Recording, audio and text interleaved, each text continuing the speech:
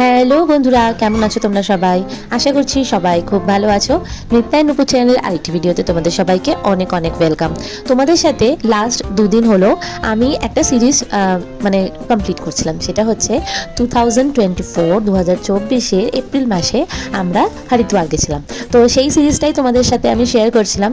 দুদিনের আমি ভিডিও তোমাদের সাথে অলরেডি শেয়ার করে দিয়েছি। সেটা হচ্ছে 26 এপ্রিল অ্যান্ড 27 এপ্রিল। তো আজকে যে ভিডিওটা দেখছো এটা হচ্ছে আমাদের লাস্ট দিন হরিদ্বারে। সেটা হচ্ছে 28 এপ্রিল 2024। ইয়েস, আমি জানি অনেক অনেক অনেক পুরনো ভিডিও, বাট আজকেই এটা সেই সিরিজ। আশা করছি আগামী দিনে তোমাদের সাথে নতুন কিছু ভিডিও শেয়ার করব। এই ভিডিওটা দিতেও অনেকটা লেট হয়ে গেল, মাঝখানে অনেক দিনের গ্যাপ হয়ে গেল।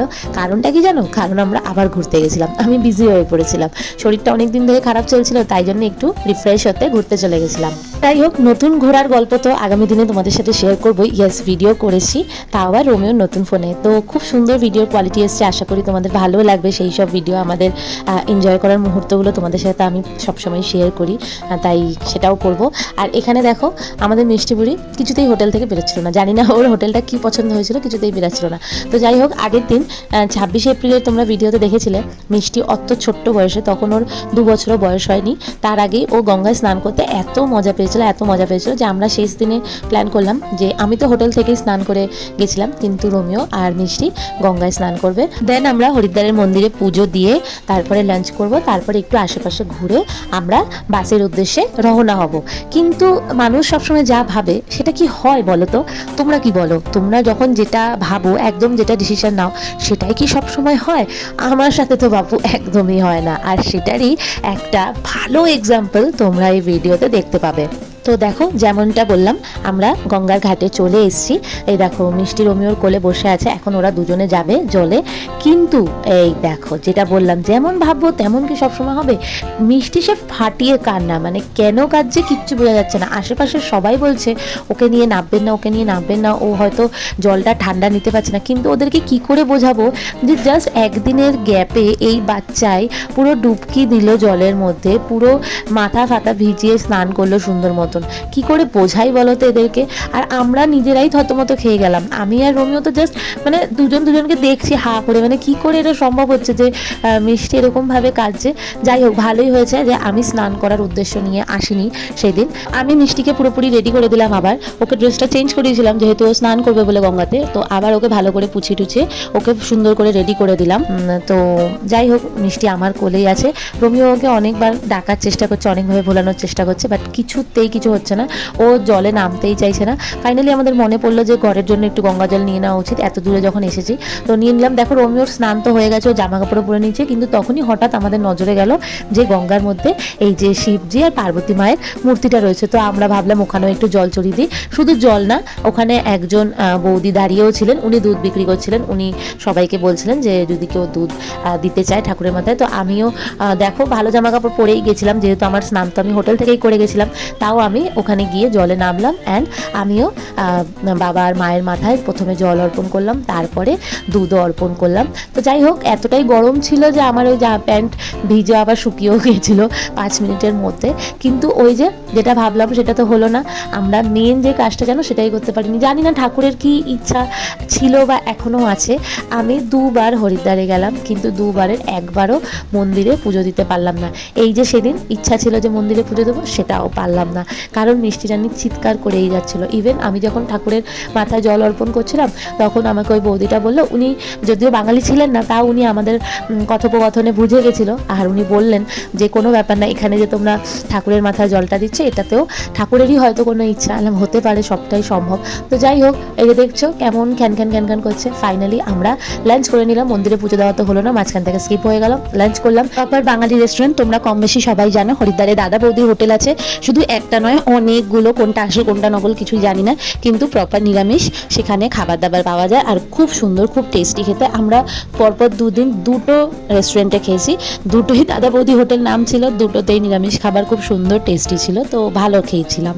দেন এই মিষ্টি দোকান থেকে খেলাম হচ্ছে আমরা লস্যি, আর মাঝখানে একটু শপিংও করেছি। ওই সময় মিষ্টি যেহেতু আমার কোলে ছিল, তাই আমি ভিডিও করতে পারিনি সেরকমভাবে। সবার জন্য শপিং করেছি, বাড়ির সবার জন্য, তো সেটা আর ভিডিও করা হয়নি। যাই হোক, আমি রিক্সাতে বসেছিলাম টোটোতে, আর রোমিও দেখো লাসি নিয়ে আসছে। তো আমরা রিক্সাতে বসেই খেয়ে নিয়েছিলাম, আর তারপরেই ছিল আমাদের বাস। তো বাসে উঠে গেলাম, বাসে উঠে তো মহা শান্তি পেলাম, কারণ হচ্ছে এসি। এসি গরমকালে একটা মোস্ট ওয়ান্টেড জিনিস এসি। তো বাসে উঠে সবাই শান্তি, বৃষ্টিও শান্তি, আমিও শান্তি। এখানে বাসটা আমাদের থেমেছিল, ওই জায়গাটাও খুব সুন্দর ছিল, খুব সাজানো গোছানো ছিল, আর একদম যেহেতু হাইওয়ের উপরেই ছিল তাই অনেক লোকজন আসছিলো, এখানে অনেক গাড়ি থামে। তো পরপর ব্যাক টু ব্যাক অনেক লোকজন আসছিলো, এখানে খুব ভিড় হয়ে যাচ্ছিলো, তাই আমরা ফটাফট করে আমি আর রোমিও খেয়ে নিয়েছিলাম। আর আমরা এই সাইড মানে এই সব দিকে গেলে কোথাও ঘর থেকে বেরালে ঘুরতে যাওয়ার জন্য আমরা মেনলি প্রোভাইড করি আলু পরোটা খাওয়ার, কারণ এই দুটোই আমাদের খুব ফেভারেট, রোমিও আর আমার। রোমিও তো অন্য পরোটাও খায়, কিন্তু আমার মেনলি আলু পরোটা খেতে খুব ভালোবাসে। আর মিষ্টি এখানে এসে খুব আনন্দ পেয়েছে, কারণ এখানে একটা অ্যাকোরিয়াম ছিল, ওর এই ফিশ ট্যাঙ্কটা দেখতে খুব ভালো লাগছিল। আর সাথে যেই সময় আমরা গেছিলাম ওখানে, সেই সময় মিষ্টি কিছু খেত না, কোনো কোল্ড ড্রিঙ্ক না, কোনো আইসক্রিম চকলেট কিচ্ছু না, তাই ওইসবের আমাদের কোনো চিন্তা ছিল না। বাট প্রবলেম হচ্ছিল, ও এই ফিশ ট্যাঙ্কটার সামনে থেকে সরছিলই না। ওর এই অ্যাকোরিয়ামটা এত ভালো লেগেছে যে ও এখানেই দাঁড়িয়ে থাকছিল, আর বার করে ও যেখানে রেস্টুরেন্টটা ছিল, খাবার দাবারের ব্যবস্থা ছিল, ওখানে ঢুকে যাচ্ছিল আর ঘুরে বেড়াচ্ছিল চারিদিকে। এই সময় তোমরা দেখো মিষ্টি এত আনন্দ পাচ্ছে, এত খুশি হচ্ছে, মজা করছে, যে কেউ দেখে বুঝতে পারবে যে 3-4 ঘন্টা আগে ও গঙ্গার পাড়ে ওরকম ভ্যা করে কাঁদছিল। আমি সত্যি এখনো পর্যন্ত বুঝতে পারছি না, মানে এত বছর হয়ে গেছে এখনো আমি বুঝতে পারছি না যে ওই সময় কেন কাঁদছিল। জবকি ও 2 দিন আগেও গঙ্গাতে মনের আনন্দে স্নান করেছে, মানে তখনও উঠতে চাইছিল না, সেই দিনও নামতে চাইছিল না। বাট জানো, আমরা যে এখানে যে খেতে গেছিলাম সেই সময় ওটা বিকানেরওয়ালার ব্রাঞ্চ ছিল, তো খুব পরিষ্কার পরিচ্ছন্ন সব কিছু ভালো ছিল। বাট আমাদের কি দুঃখ কখনো পেছন ছাড়বে? কোনো বিপদ কি পেছন ছাড়বে? না, পেছন তো ছাড়বে না, একটা না একটা কিছু তো ঘটনা ঘটবে।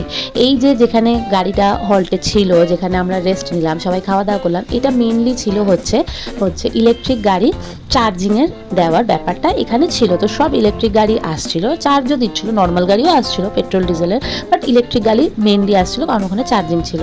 বাট আমাদের যে বাসটা ছিল ওটা চার্জ হতে এত টাইম লেগেছে, মানে যেখানে আমরা রাত্রি 10টার মধ্যে দিল্লি ঢুকে যাওয়ার কথা হরিদ্বার থেকে, সেখানে আমরা দিল্লি পৌঁছালাম রাত্রি 12:50, মানে বুঝতে পারছো কতটা ডিস্টেন্স টাইমের। তো কি আর বলবো, ফাইনালি এলাম শুতে, বাজে এখন 4টে।